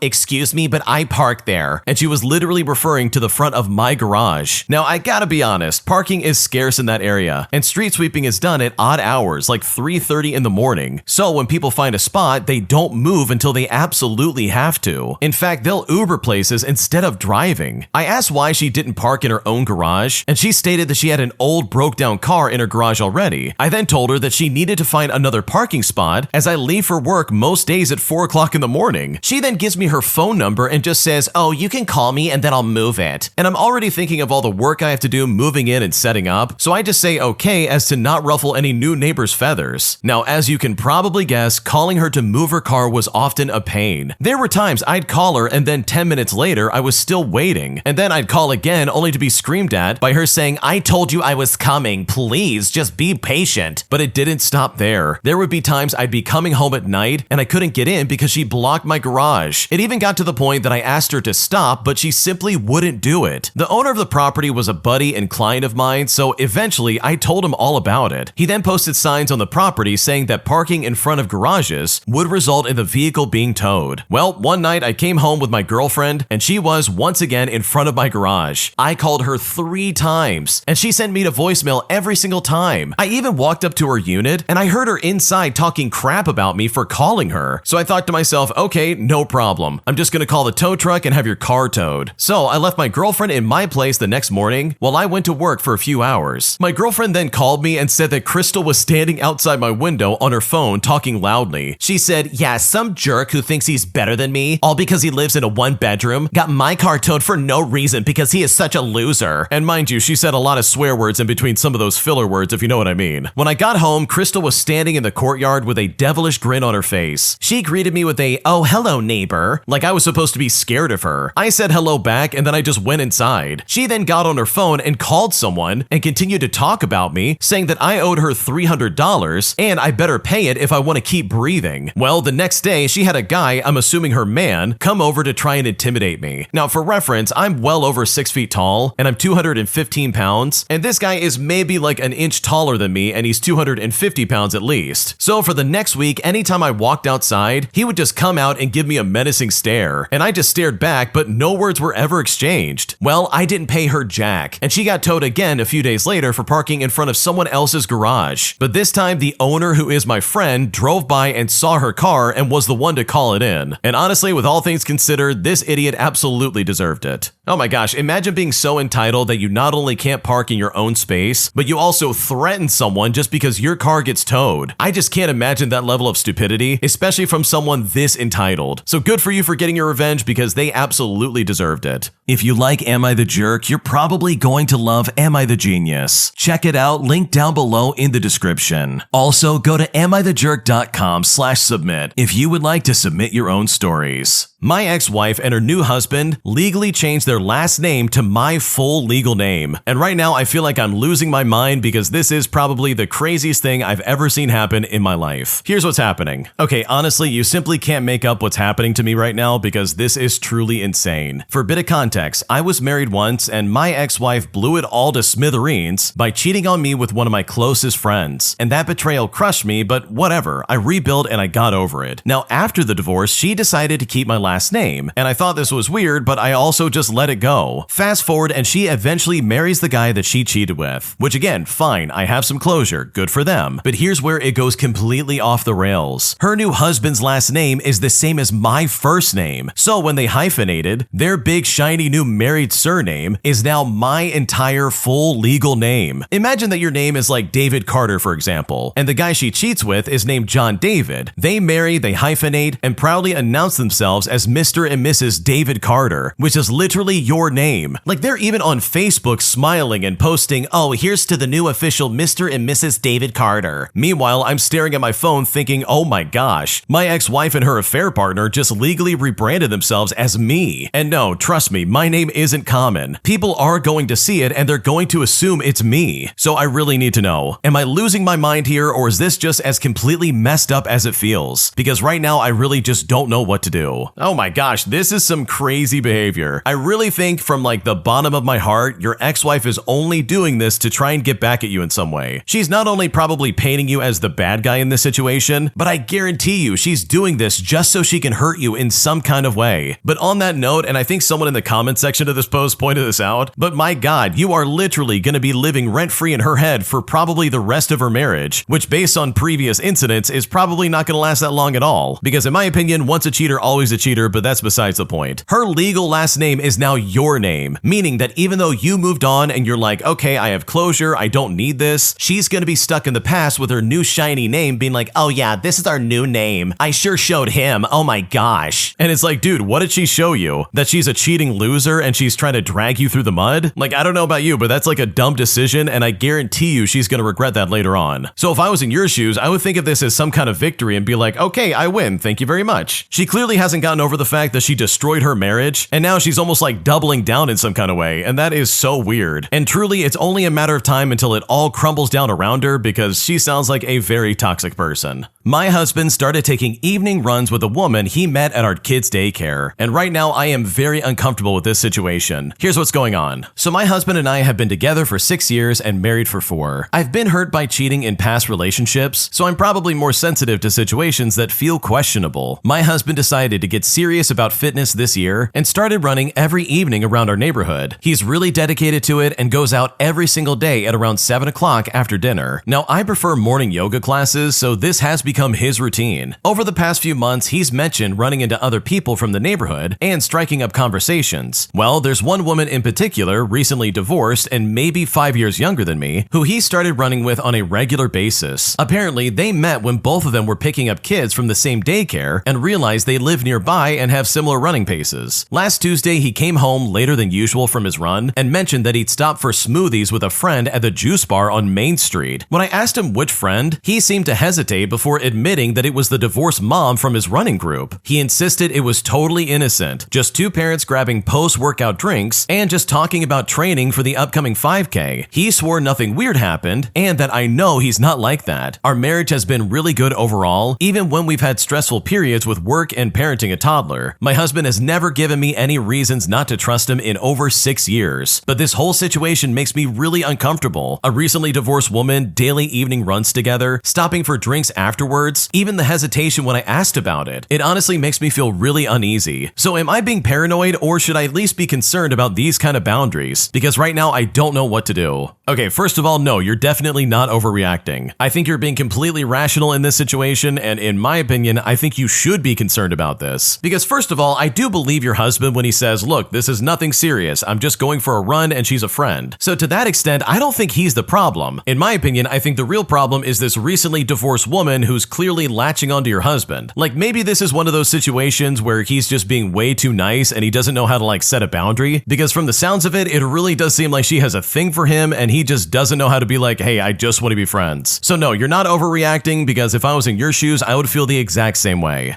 Am I the jerk for lashing out at my aunt after she said some of the meanest things to me I've ever heard in my entire life? Here's how it all went down. Okay, so a month ago, I went to my cousin's house for a barbecue. It's a yearly event my family has before school starts, and it's basically like a reunion. I usually skip these events because I'm a homebody, but I was getting over a recent breakup and I wanted to get out more. So I'm standing talking to one of my cousins about a potential cruise when I see my Aunt Olive. Now, for reference, Olive is biologically my cousin, but her mother dropped her off with our grandma, and then she just never came back. I don't like her, but I'm non-confrontational and I usually just keep my distance. When I saw her, I was really surprised because I had not seen her since she left for college. Out of politeness, I asked how she was doing, and she says she's doing great and wants to catch up with family members, especially me. She then apologized for how she's acted towards me back then and wanted a relationship again. And while I did forgive her, I did also say that I would keep a distance. Later in the night, I'm talking with someone and they ask if I want to go to a club with them. I declined since I wanted to concentrate on my studies to get a scholarship, but then my Aunt Olive comes out of nowhere and says, "You're too focused on college. You need to start acting your age and socialize more." I then responded by saying I'm not a child just because I don't enjoy going out to parties until 4 o'clock in the morning like you do. I prioritize my schooling since I have obligations. Olive then looked at me smugly and said, "Is that why your ex-boyfriend isn't here with you?" And when she said this is probably where I've gone way too far. I said to her, "I will never put someone over my profession because I would rather have my value be shown in my career rather than in men looking for a quickie." She then said to me, "Honey, you are just jealous. You will never be as skinny or satisfied as I am. I'm not surprised about what happened since finally someone put you in your place, and instead of standing up for yourself, you just completely caved. At least every man can know that you're a damaged loser who can't dish anything and also can't take it." Now, it's important to reference that when I was younger, I was attacked. The majority of the family knows what had happened to see if there was anyone else, but it was only me. The main reason why I broke up with my boyfriend was that he wanted to take our relationship to the next level, and I felt that he could do better than me. Now, at this point, I could feel my hands shaking. I could feel my eyes watering in betrayal, and the dead silence around us made me want to throw up. So I calmly gathered my stuff, but not before I lashed out. Ever since then, I silenced our group chat and I poured myself into my schoolwork to avoid thinking about the situation. Then, recently, my mother texted me asking to come over to see how I was doing. A lot of my family members are saying that I should apologize for how I acted, since she was probably just drunk. And I kind of feel bad for saying my comment, but that doesn't give her justification for hers. So here's my question. Am I the jerk for lashing out at my aunt, especially after she said I got what I deserved? Because right now I'm honestly not sure what to do. Okay, your family's super toxic. How can anyone be on Olive's side? Seriously, she's saying some awful things to you. That is not okay. You can't just treat people like that and then expect you to somehow be okay with it. So no, you're definitely not the jerk. You didn't do anything wrong. And in my opinion, I think Olive is toxic and I would do everything I can to stay away from her. Am I overreacting for telling my boyfriend that his female best friend can't sleep over in our bed while I'm away? Here's what's going on. I'm a 27-year-old female and I'm going to be away for my sister's bachelorette party this weekend. Well, my boyfriend, who's 28 years old, just casually announced that his best mate from university, who is a woman, is in town for a gig and he's offered for her to stay at our place. And I think to myself, okay, this is grand. I'm honestly not bothered by this. But then he drops that since our sofa is kind of messed up and the airbed has a slow puncture, she'll just sleep in our bed with him while I'm not there. Well, when I heard this, I told him absolutely not. I'm not comfortable with that at all. I offered to go to the store after work and grab a new airbed, and I even said I would chip in for a travel lodge. I even said he could sleep on the floor if it was that much of a big deal. But he reckons that's insulting to her and that I'm making it weird because they're just friends. But here's the thing, they did have a thing back in school, but he says it was just for 2 weeks. She also has a habit of FaceTiming him late at night and posts old photos of them with captions like, "Oh, my absolute favorite human." Now, he swears blind it's all platonic, but sharing our actual bed just feels like a massive boundary being crossed. But now he's pretty pissed off about this, saying that I'm being controlling and that she's hard up for money, so it's just the decent thing to do. And now he's even saying that if she can't stay in our bed, he'll just go and stay at her brother's house with her instead. And to be honest, that sounds even dodgier. So am I the one going mental here? It's not that I don't trust him exactly, it just feels disrespectful to me and to our relationship. He's making out like I'm some jealous psycho, but I feel like this is a pretty normal thing to be against. What should I do? Okay, this is so weird, I just can't even begin to describe it. It seems like he's trying to set up the perfect scenario in which something could happen between the two of them. Like seriously, he's setting up the perfect storm for it to be like, "Oh, we're just sleeping in the same bed. It's not like anything's gonna happen or anything like that. I mean, come on. You're being so controlling."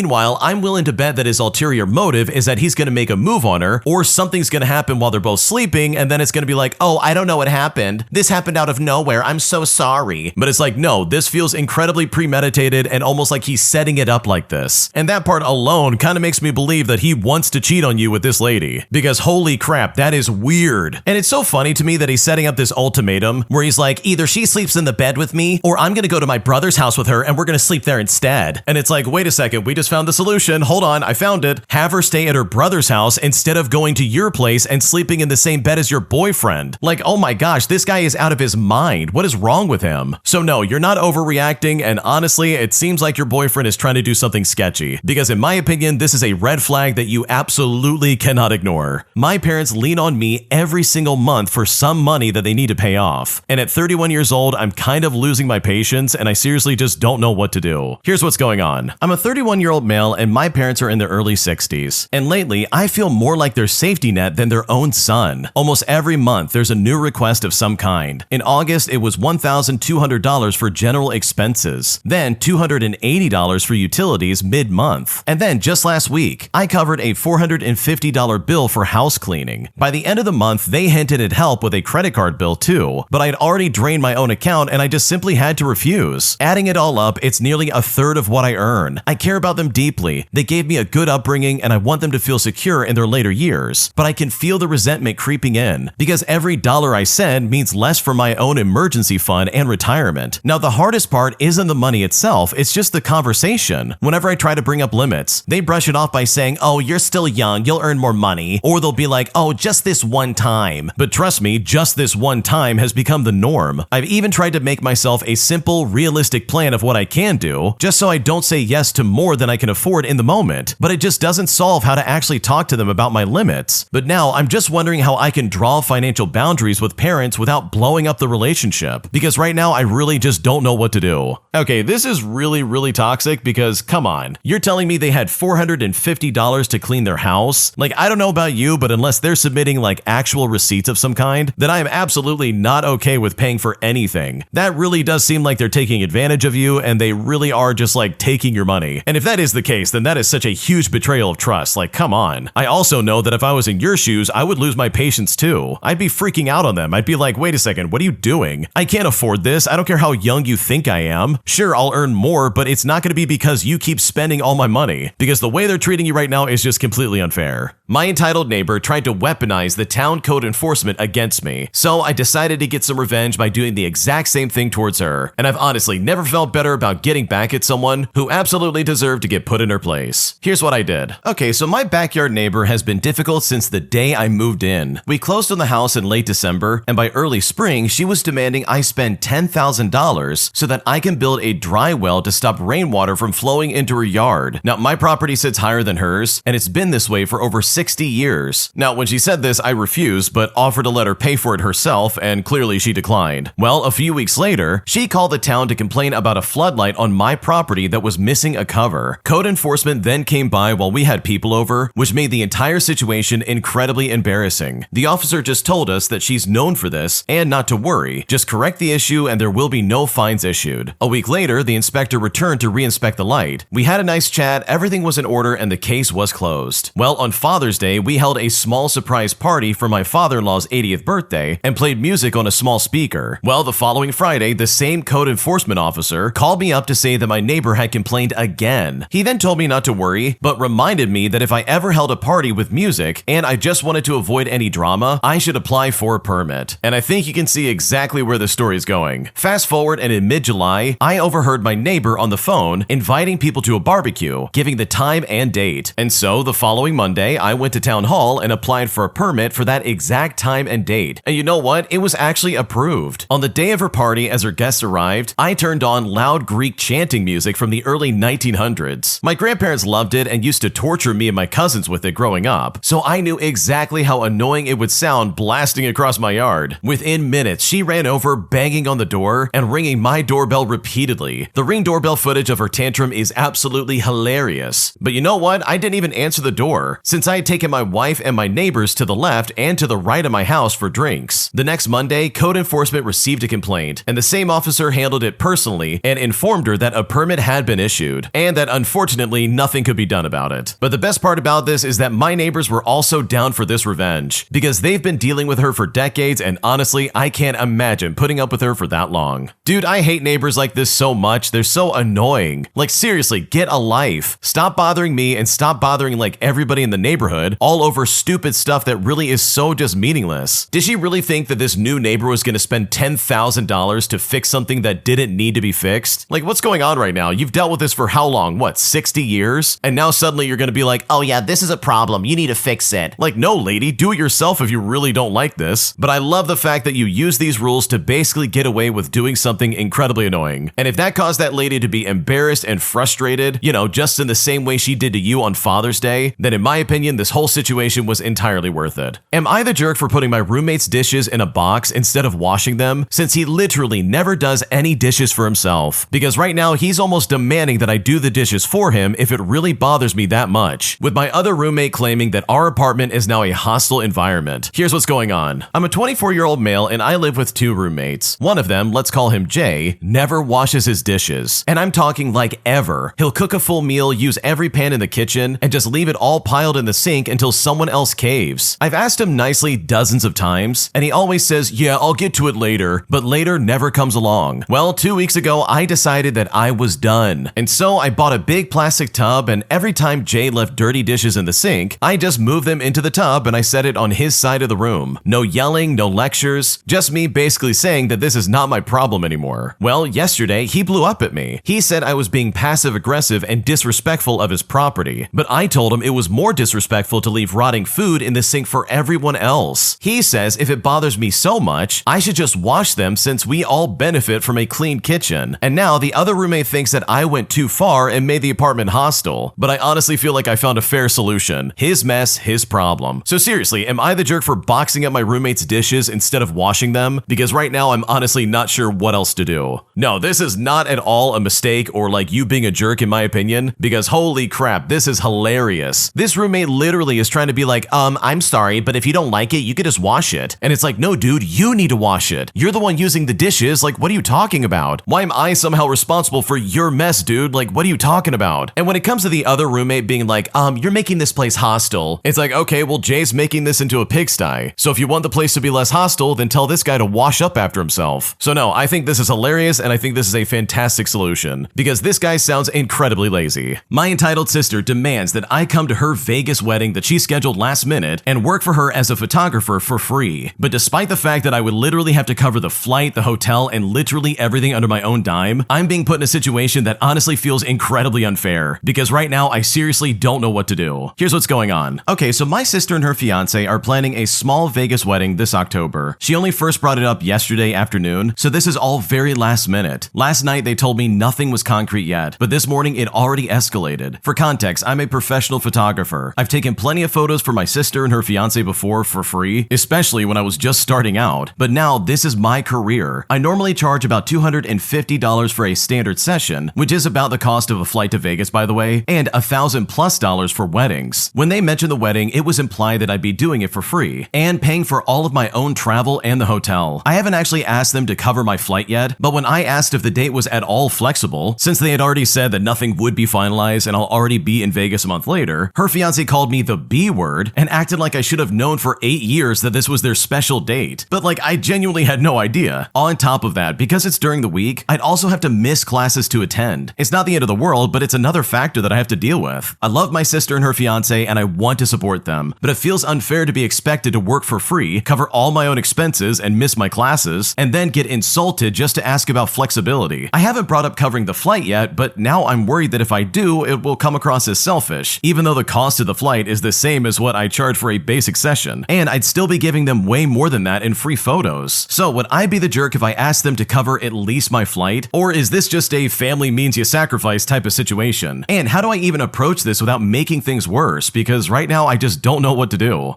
Okay, honestly, if I was in your shoes, I would tell them, hey, I'm sorry, but I can't help you out. You're asking way too much and I can't afford this. Because seriously, I don't care who you are, being expected to fly out there for free and work for free while also covering everything under your own dime, like that's gonna be really expensive. Not to mention you're missing classes just to do that, like that's really annoying. So no, I don't think it's unreasonable for you to be like, okay, at least cover my flight, like what's going on right now? But for me, the second they call me any kind of name or swear at me, that's like the second I'm gonna be like, okay, I'm not working with you. Like what a weird precedent to set and then be like, you have to do this. Family means you sacrifice. But it's like, no, family means you can either treat me right or I just won't show up. And I promise you, if I was in this situation, I would definitely not show up. If you like Am I the Jerk, you're probably going to love Am I the Genius. Check it out, link down below in the description. Also, go to AmITheJerk.com/submit if you would like to submit your own stories. My mom literally doesn't respect any of my boundaries, as she does things that disrespects my household and my family in ways I simply can't ignore. And at this point, I'm considering going no contact entirely. Here's what's going on. Okay, so as the title says, I'm at a point where I'm considering going even lower contact than I already have been with my mom. In the past, I would go to her for so much life advice and really permission because I felt like I had to get her approval in order to do anything. When I became an adult and moved away from home and out of state, I began to see the error of my ways and scale back on depending on her for everything. I then got married and now just recently had my first child about 8 weeks ago. We've had conversations since I've been married about my upbringing and how I want to be treated. For example, not giving out unsolicited advice, asserting her opinion even when I tell her that I'm going my own way, or venting about marital, financial, and familial problems to me and not listening to me when I speak or just interrupting me, or just even going on and on about what she thinks. And that's just to name a few. Because of these things, I chose to go low contact with her, but my husband's mom just passed away and she actually came into town to provide help with a new baby during the funeral and to voluntarily support around our house. I would like her to have some kind of relationship with our daughter if possible. And you know what? She's ecstatic about being a grandmother, but also she does things without considering how my husband and I want them done. She is also quite lonely and does things that signal that she wants connection but in a needy way, such as telling me that she feels left out when my husband and I are having conversations about people in the car with her and not telling her who they are. She says that we're supposed to treat a guest a certain way. In our most recent conversation, I laid out a couple of concerns that I had and my boundaries for them, as well as the consequences if she ignores it. Now, these things were that when she came to help our daughter during my mother-in-law's funeral, we needed her to drive our car with our daughter in it because we can't take the car seat in the van the funeral home provided. Plus, my husband and I wanted to ride with his immediate family over to the funeral. Well, she made a poor decision to feed our daughter while she was driving to our destination and then told me that she had to do it because she was screaming and that she said I told her that I didn't want our daughter screaming in the car. I then told her I never told her that directly and that the idea never should have applied to this situation. Plus, that was extremely unsafe and to not do it again. She replied with something that she always says, "Oh, I know, I just had to do it, but I won't do it again." I then insisted that she not do it again or that we will sever our relationship, but she said she wouldn't do it again, but that she had to do it in this instance. I also brought up that we didn't appreciate her not asking how we would like things done around our house and just using whatever she could find to clean our floors, which ended in her throwing away a towel that was not meant for that purpose because she didn't know where the Swiffer pads were. I told her to just ask if she doesn't know where things are, and she said she knows, but she again had to do it, but then also said that it won't happen again. I told her, well, you didn't have to do it, you just chose to, and please don't do it again. She then starts to tell me that she has issues with accepting the way we do things in our house because she feels like she can't be the mom she's always been for me. She then says that she feels like we don't need her, and then she starts crying, but then she says that she'll do what we ask. But fast forward, and after I end the conversation, she called me back to say that she hopes I would use wisdom in discussing our conversation with my husband because she doesn't know me and wants my husband to have a good view of her. I told her that how I speak about this conversation to my husband is not her area of control, and trust me when I said that, she definitely did not like that. I then dismissed both of us off the phone because it begins to drag on as usual with her rebuttals. Afterwards, she does apologize, but then she still tries to guilt trip me afterwards by sending the following message. She says to me, "I want you to know that I love you and I don't want any reserved feelings of contention between us. There's a lot of growth and introspection that I must work harder on. These things may take more grace than you were willing to give. I appreciate you bringing these concerns to my attention and I will respect your space and your flow." Now, my husband and I I have noticed that she struggles with just accepting responsibility of her actions and then just leaving it at that, because somehow it always comes back to me not being willing to give her the grace that she needs and that I need to understand her feelings as a mother. I didn't know that telling someone that we don't use towels to mop the floor and then throwing them away because we have Swiffer pads would lead to such a meltdown and identity crisis. We just don't want her to try to figure things out on her own when we already have a system going, and we don't want to be undermined by her mothering. We would also like the guilt trips to stop after boundaries are set as well. So seriously, is the next step even going lower contact or no contact at all? Because right now I really am frustrated and I just don't know what to do. Okay, honestly, I think what you're going through is really annoying, and I don't blame you for being frustrated because this does sound super obnoxious. It sounds like your mom still wants to be like a parent figure and like an authority figure over you, even though you're married and you've got a kid. Like, I don't know, that's just super weird in my opinion. So hopefully you can figure this out in some kind of way that makes everybody happy, because it does sound like your mom's being super obnoxious, and I don't blame you for feeling that way. Am I the jerk for removing my sister-in-law from the family Spotify plan simply because she divorced out of the family, and at this point she's not even helping pay for it? Because right now my brother-in-law is pissed off and I seriously just don't know what to do. Here's how it's all going down. Okay, so I got married a couple of weeks ago and we were in the process of merging our finances. This includes going through all of our subscriptions to reduce redundancy and to sync up all of our bills. Well, in doing so, we realized that my husband's brother's ex-wife is still on his family Spotify plan, and because she is, we can't add me. Now, for reference, my husband started the family plan about 6 years ago, and this was for himself and his 2 older brothers. It allows him to have 4 separate accounts in the plan, and the cost per account is lower than paying for them individually. When the plan was created, each brother got an account, and the last account went to the middle brother's wife. The plan is also under my husband's name, so he is the administrator. He gets billed annually, and the others reimburse him for their share. Now, at the time, this made perfect sense. They all saved some money, the middle brother was the only one with a spouse, and although my husband and I had been together for about a year at the time, I was about to start grad school, so I still could get the student pricing and thus had no reason to join the plan. But now it makes a lot less sense. I'm out of school, we're married, and the middle brother got divorced about a year and a half ago, and we can't easily afford to keep my separate Spotify. But we also realized the ex never paid my husband back when the plan renewed this year, so we agreed it made more sense to remove her and add me in order to simplify our subscriptions. So that's exactly what my husband did. He deactivated her, joined my Spotify to the account, and texted his middle brother to let the ex know. We didn't text her directly because she has become extremely volatile during their divorce, so the brother asked our whole family not to contact her directly so that all communication could flow through a specific moderated messaging app that their lawyers are recommending. Well, much to nobody's surprise, this has caused a lot of family conflict. The middle brother's mad at us because he feels like we're forcing him to have another fight with his ex just so we can save a buck or two. Now, it is true that she will definitely be set off by this. Plus, he feels like she deserves to stay on the plan because they were together for a long time, which was much longer than my husband and I. We can definitely see how it sucks for him to have to reach out to his ex and inevitably piss her off. But on the other hand, the oldest brother agrees with us. She can't stay on their family plan forever just to avoid conflict. It's healthier to sever these last ties. I mean, she chose to leave the family. Like, the divorce was literally her call. So she's the one that gave up on any family-related benefits. And there are logical reasons for me to join the plan now. So I really need to know, are we the jerks for joining the family Spotify plan while also forcing my brother-in-law to basically account for what's gonna go down? Because honestly, this entire situation is super frustrating. No, dude, you're definitely not the jerk. This lady's not even paying for the plan. Like, what's going on right now? You should not have to pay for someone's plan who literally divorced out of the family. Like, why are we holding on to this? Like, what's going on? And the thing is, the brother-in-law literally just doesn't even want to talk to this lady, and that's why he's pissed off. He doesn't want to deal with another conflict with this woman, and honestly, that is not your problem. So no, you're definitely not the jerk, and the fact that he's trying to act like you are, in my opinion, is super weird. Am I the jerk for refusing to split my bonus with my girlfriend after she literally said she wanted to spend my money on traveling instead of actually saving it or using it to pay off my debts? Because right now, after I said this, she basically has started to give me the cold shoulder, and at this point, I feel like a jerk and I just don't know if I'm in the wrong. Here's what's going on. I'm a 27-year-old male and I work in sales, and I got a decent end-of-the-year bonus, about $5,000. I was really proud, and my first thought was to throw most of it at my student loans, which I've been chipping away at pretty aggressively. When I told my girlfriend the the amount, she got excited and started talking about us taking a trip together. Well, I said I'd love to travel, but realistically, I need to use the money to pay off debts. She then immediately got upset, saying that since we've been dating for 2 years, my money isn't just mine anymore. She argued that money should benefit the both of us if I ever see her in my future. I then reminded her that we don't live together, we don't share finances, and I've never expected her to spend her money on me. She then said that I'm being selfish and choosing debt over making memories. But I told her that becoming financially stable is for our future, but she's been cold ever since and telling her friends that I don't prioritize her. So seriously, am I the jerk for keeping the bonus for myself? Because right now this is kind of getting crazy. Okay, holy crap, your girlfriend is seriously coming for your money. Like, that's all this comes down to. She heard, oh yeah, he got a free $5,000. That means I can spend it and do whatever I want with it. It's like, dude, what are we talking about here? Because I'm willing to guess she's probably never had this conversation before based on the way she's acting suddenly, where she's clearly assuming that just because you made a bunch of money for like a bonus somehow means that this money is going to belong to her. Because seriously, let's think about it. She's your girlfriend, not your wife, especially with the original poster spelling this out. They don't live together and they don't share finances, so like, what's going on right now? So yeah, you're definitely not the jerk. This is your money and not hers. And the fact that she's trying to like guilt trip you and make you look bad about this, in my opinion, is super toxic. Am I the jerk for bringing my own food to a wedding? All because I'm allergic to dairy and gluten, and I couldn't eat anything that was being served at the venue. Because right now, the mother of the bride is making this into a bigger deal than it needs to be. And at this point, I really just don't know what to do. Here's what's happening. Okay, so I'm a 36-year-old female, and I went to my college friend's wedding last weekend. I was really excited for it. She is a good friend, and I wanted to celebrate. Well, the issue here is that I have a medical condition that means I can't eat certain common ingredients, like gluten or dairy. This is not a fad diet or a preference. I get very sick if I eat them. I mentioned this on the RSVP card, where it asked about the dietary restrictions, and the bride basically told me the venue can't guarantee anything gluten or dairy free because of cross-contamination, but she still hoped that I'd make do with the salad and fruit. Now, I didn't want to cause any trouble, so I just quietly brought a small container of safe food in my bag, which was quite literally just grilled chicken and rice. When dinner was served, I discreetly went outside for 5 minutes, ate it quickly, and then came back in to join everyone. I didn't make a scene, I didn't bring smelly food, I didn't take anything away from the event. But here's the thing, it turns out the groom's mother saw me with a container outside and apparently told a bunch of people I was disrespecting the caterer and making the couple look cheap. At the reception, she confronted me and said I was embarrassing the family and that I should have just eaten beforehand if I had an issue. I explained that I wanted to be there for the full event and I didn't want to faint or get sick. But when I said this, she just rolled her eyes and said I was selfish and that the wedding is about the couple and not about my diet. Some of our mutual friends also agreed that I made a jerk move and made the couple look bad. And now I'm wondering if I crossed the line because right now I just don't know what to do. Okay, in my opinion, this is such a stupid thing to be upset about because like seriously, what's going on right now? They're really trying to act like, oh wow, I can't believe that you would act like that. How dare you eat food that you're not allergic to? Jeez, you're such a jerk. And I'm going to echo some of the things that people have commented about because it really looks like the groom's mother is looking to make trouble where it literally doesn't exist. So seriously, screw that and screw anybody trying to be like, oh yeah, you ruined the wedding. Because in my opinion, I don't think you ruined a single thing. An entitled Karen tried to cut in front of me just to order her food, despite the fact that I got there first and was already waiting for someone to serve me. So I shut her down in a way that I don't think she'll ever forget anytime soon. Here's what happened. Okay, so I have a 30-minute lunch. It's not a strict 30 minutes, but I like to go out, grab food quickly, and then get back to my desk to eat comfortably. I went to Walmart this time because the food at the hot bar is cheap and it's close to my work. Now, they've always been understaffed, so as usual, when I walk up to the hot bar, there's no one behind the counter. I'm waiting for maybe 2 minutes before 3 kids come running and yelling from the grocery section, pointing at the food and pressing their noses up against the glass. Their mom then finally comes around from the produce while talking loudly on the phone, and then just stands uncomfortably close to me. The employee eventually makes her way out after waiting maybe like 6 minutes at this point, and kind of looks at both of us and says, how may I help you? Well, I'm about to order when the mom speaks up and starts to order instead. But you know what? I immediately told her no, I was here first and I'm in a rush. And this mom actually looked shocked and started stammering something, but I didn't hear it because I started to order and just walked away with my platter. Now, I'm usually a non-confrontational person, but clearly she had all the time in the world leisurely walking through Walmart and was ordering for multiple people. So why on earth would she ever go ahead of me? I hated having to speak up, but I'm honestly proud that I did. Because seriously, we're not just computer characters in your world. Everyone else has stuff going on too, and you are definitely not the main character. Okay, I love this so much because I've only had the chance to do something like this a handful of times, and each time it is always super stressful, like I don't want to be doing this, but they obviously make me do it. Especially when someone tries to cut in line. Like, are you kidding me right now? There's a line for a reason, like get behind me and wait your turn. So good for you for standing up for yourself, because that lady was clearly trying to walk all over you. An entitled Karen gets me fired from my job literally right as I'm starting, all over a glitch that she caused. So I decided to get some revenge by filling her entire inbox with so much spam she will not know what to do with it. Here's how I did it. So I just started a new job as concierge and security for a high-rise condominium downtown. The HOA president is an older woman who makes it very hard to keep a straight face. She will wait until tenants leave the lobby to trash talk about them, only to smile sweetly when they come back inside. She talks trash about my manager in front of me, the tenants, as well as other friends, as if it just doesn't even matter. And with that in mind, I have a feeling that she says things about me when I'm not around. She talks nonstop about her divorce years and years ago, in which she caught her husband and best friend sleeping together, and how she won because she got all his money in the end. Her dog is also a nightmare. It tries to attack other dogs in the lobby, and she will tell the other tenants to control their animal instead of hers. Well, she got me fired after only 6 shifts on the job, all because of a computer glitch. Starting on September 1st, 24 high-definition cameras were set up recording high-definition video 24 hours a day, which means that the computer that these cameras are connected to is getting dumped with 24 hours worth of video data. Personally, I think the computer is beginning to crash because it is not turned off. This thing is not updated or literally given any break now that the building runs 24-hour security. Staff are required to lock the computer screen whenever we leave the terminal in the lobby, and so when I returned from a patrol a couple of nights ago and I logged back into the computer, every single one of the Google Chrome tabs that were up had completely crashed, and the Homeowners Association president had a 2-factor verification process set up literally for every app on this computer, which means she knows immediately when something's going wrong. After helping me get signed back on, she said to me, "Now, I'm not saying this is your fault, but the next time you log in, you need to use this particular function so that this doesn't happen again." Several hours later, when I locked the computer screen to do another patrol, literally the same thing happened again. And then 6 hours later, I received a call from the human resources representative letting me know that I would not be returning to my job. Well, for the last 3 days, I've been using this person's online business to sign them up for every free catalog request I can possibly find. And at this point, she has about 60 free catalogs on their way, and I'm not stopping anytime soon. Because guess what? For every action, there's an equal and opposite reaction. So if you really want to ruin someone else's life, you might want to think about what that might look like for you, because this is going to be an absolute nightmare for her to sort through. Yeah, man, I love that kind of energy personally, because like seriously, they fired you over something that literally was their problem. So good for you for signing them up for all that crap, because I'm sure that's going to be a nightmare, especially when they check their inbox and see all this garbage just sitting there. An entitled Karen thinks that the cafe outlets are her personal property, as she tries to forcefully unplug my laptop that I was literally trying to charge, resulting in one of the weirdest exchanges I've ever had in a long time. Here's how it went down. Okay, so I was working at a local cafe while waiting for my wife to get off work, and I had my laptop plugged into the only available outlet by my table. Well, some random woman came up holding her phone charger and asked me to unplug my laptop so she could charge her phone. I told her, "I'm sorry, but I'm working and I really needed the battery." Well, when I said that, she immediately started huffing and puffing. She said to me, "It's just a phone. It only takes an hour. You can wait." But still, I told her no. I had deadlines and my laptop dies fast without charging. And that really is a thing here. Like seriously, it was like 5 years old and it won't even work for an hour without charging. But thankfully, now I have a much better laptop. Well, when I said that, she didn't take that well. She literally reached over, tried to pull my charger out of the wall, and said, "Public outlets are for everyone. You do not get to hog it alone." Well, I then stood up and I told her firmly not to touch my stuff. A barista then saw what was happening and came over, and this woman immediately flipped the script and told the barista that I was hogging electricity and I was refusing to share. The barista just looked at her and said, "Ma'am, he's a paying customer who's been here for hours. You just walked in and haven't even ordered anything." This Karen then stormed out saying that she'll never come back to such a rude place ever again. And honestly, good. The cafe deserves better customers. But next time, I think I'll bring an extension cord just for these idiots, because I do not want to deal with that again. Okay, honestly, in my opinion, I wouldn't bring any extension cord. Like, I know you're kidding, but like, dude, absolutely not. They do not deserve to have any kind of like access to that, especially if they're gonna act like that. But I personally really like the way the original poster handled this, because this was incredibly weird. When you subscribe, make sure to hit the bell to turn on notifications. To finish listening to all the stories, check out the playlist at the top of the description. And if you like Am I the Jerk, make sure to subscribe to Am I the Genius. Everything will be linked down below in the description.